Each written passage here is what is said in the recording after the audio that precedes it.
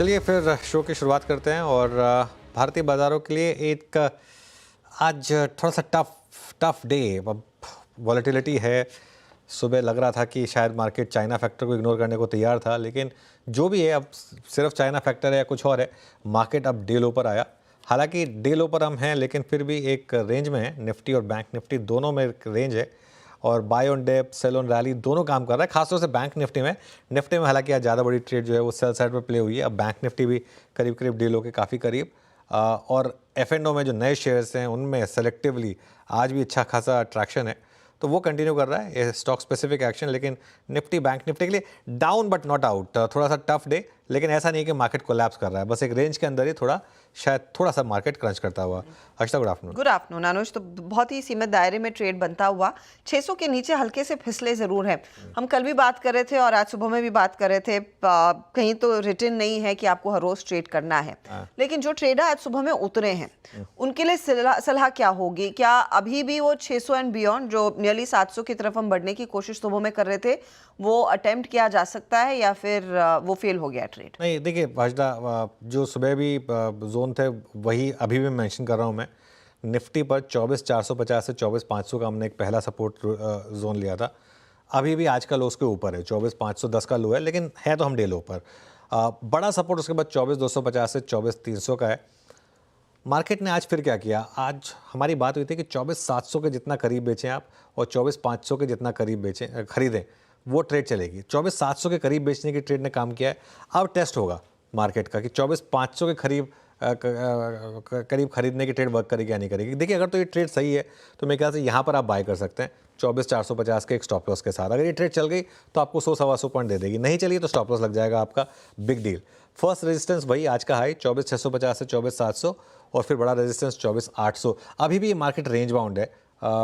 बस ये है कि थोड़ा आपके इमोशंस के साथ प्ले कर रही है। कई बार फीलिंग आती है कि आप शॉर्ट कर दें, आप शॉर्ट कर दो, मार्केट घूम जाता है वहाँ से ऊपरी लेवल पर। जब आपको लगता है कि पोजीशन ऐड करें, मार्केट वापस हल्का हो जाता है। बैंक निफ्टी की जहाँ तक बात है, बैंक निफ्टी रिलेटिवली स्ट्रॉन्गर रहा है आज। अभी भी देखिए फ्लैट है एकदम इंडेक्स, तो यहाँ पर भी वो रेंज है। पहला सपोर्ट 53,100 से 53,300 का, उसके बाद 52,700 से 52,800 जो सुबह हमने मेंशन किया था एज फर्स्ट सपोर्ट। अब वो वहाँ बड़ा सपोर्ट हो गया 10 डेमा पर।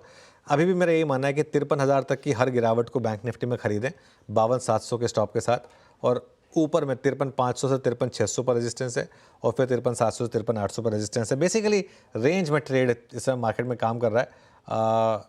Again just to repeat, doctor ने नहीं कहा कि रोज आप इंडेक्स ट्रेड करें, आज उस तरीके का दिन है बेसिकली। जी हाँ, तो थोड़ा सा साइडवेज मार्केट होता हुआ दैट्स ओके।